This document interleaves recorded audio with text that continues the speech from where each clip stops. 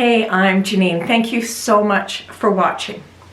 In today's video, I am first going to talk about just a little bit about Sew Over 50's recent announcement.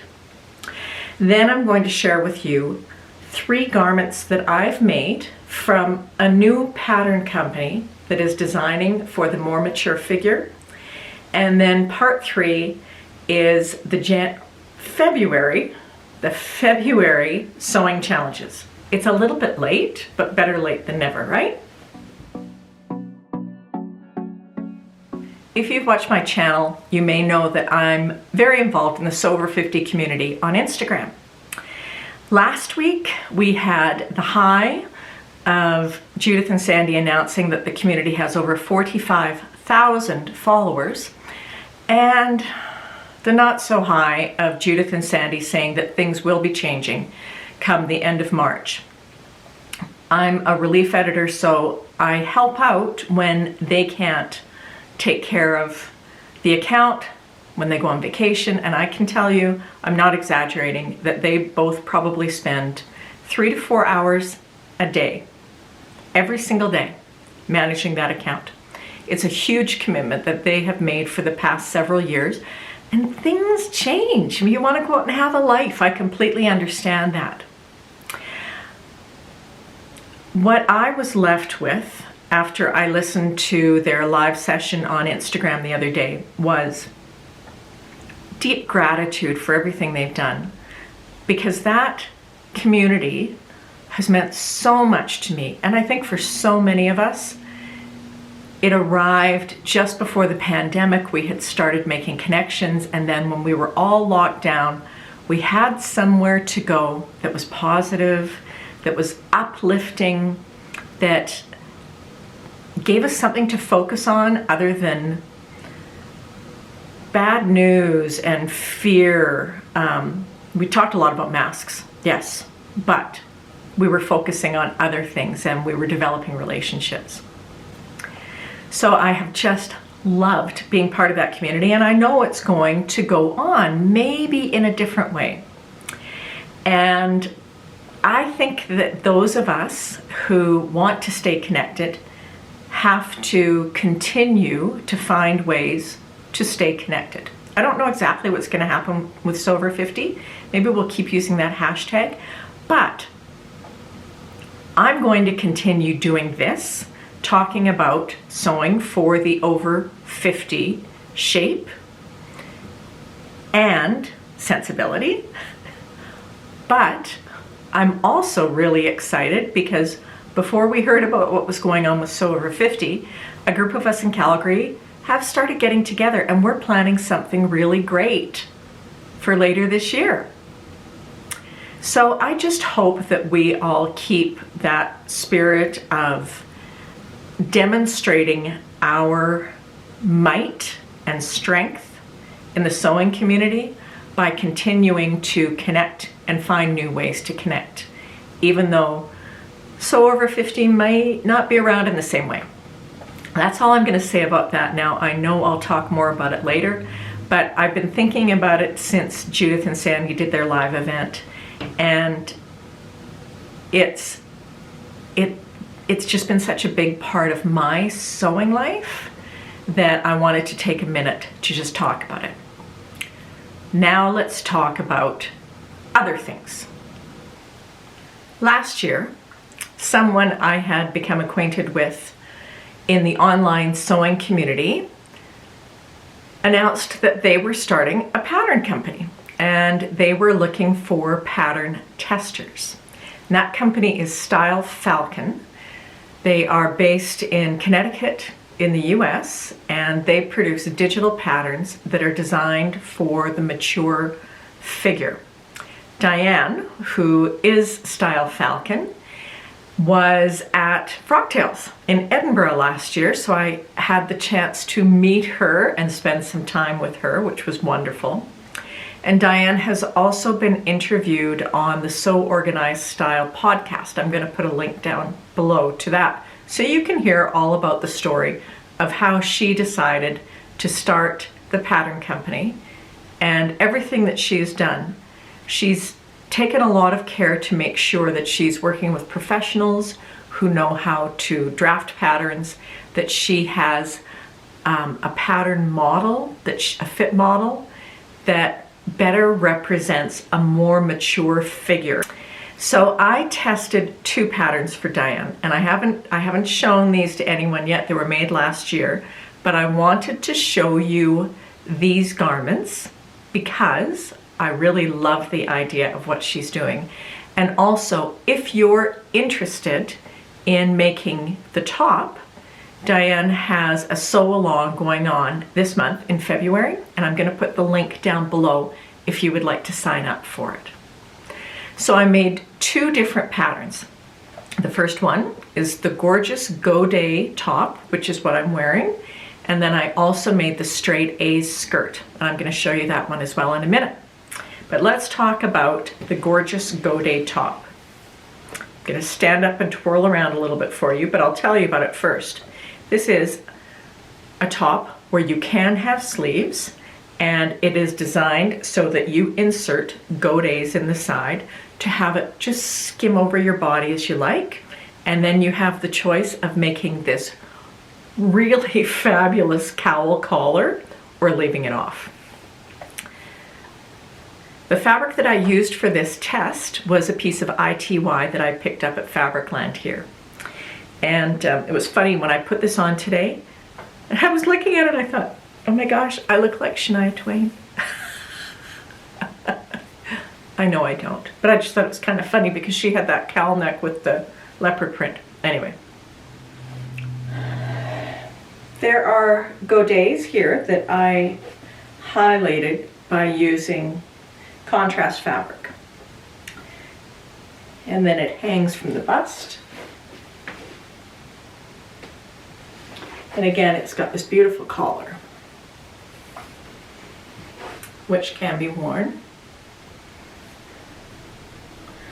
different ways. I like it with the black out. It's a very swingy top, and it was super easy to sew. I also made a sleeveless version. Here's the sleeveless version so you can see how it's made. There's a seam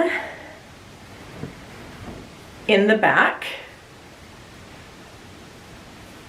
to allow you to add some more shape, and then the godets are on the side here.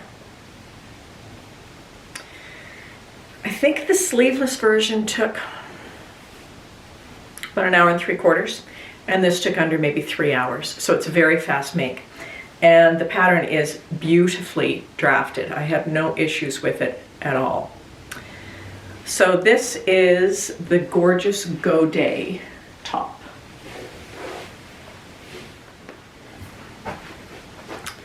So this is the sleeveless version.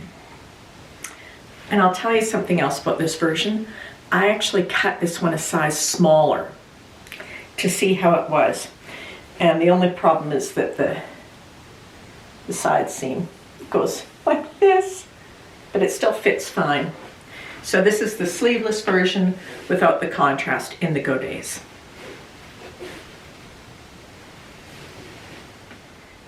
This is the straight A's skirt.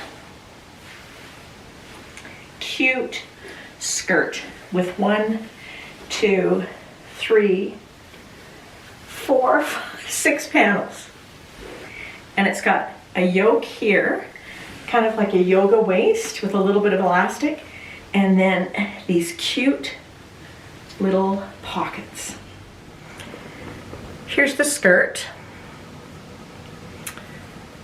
and it has this nice yoga style waistband on it with just a little bit of elastic at the top. Then it has, in the version I made, 2 little inseam pockets. And these are cute. I actually just used a little bit of fun fabric on the inside, but they are actual pockets. and then it has 6 panels. And I made the longer version. I wanted something knee length. Went together very nicely. It's finished well. Everything lined up. It was actually a very simple make, and I just used a piece of navy ponte, good weight ponte that I had on hand. So that's the straight A's skirt. And I think it's a nice shape for an older figure because it does kind of hug you in a little bit here at the top, and then it's kind of swingy, which is fun. So those are my 2 makes from Style Falcon. And considering that they were the 2 first patterns produced, I was really impressed by them. Everything's very clear. The instructions are really good. The instructions have a little bit different information than you find in Big 4. A little bit about this is why you do this. This is how this is going to impact the pattern. So I think that's helpful, especially if you don't have a lot of experience sewing and maybe you've started to sew your own clothes after sewing quilts, or you walked away from sewing clothes for a long time. The patterns might be helpful as you work to fit yourself well, just as Pamela's patterns do the same thing. Just help you to be more successful when you're sewing garments for yourself. I am not affiliated with Style Falcon other than testing the patterns. I don't have any business relationship with them. I'm just sharing them with you because I think it's great to support indie pattern designers, especially those who are designing for a more mature figure. Now, in the better late than never category, February sewing challenges and sew-alongs. And I know these are very late. This should have been posted 3 days ago on Friday, but I have a very good reason for posting late. We got new carpet in the house, and the rooms that were carpeted included the sewing room, bedroom, all the rooms upstairs.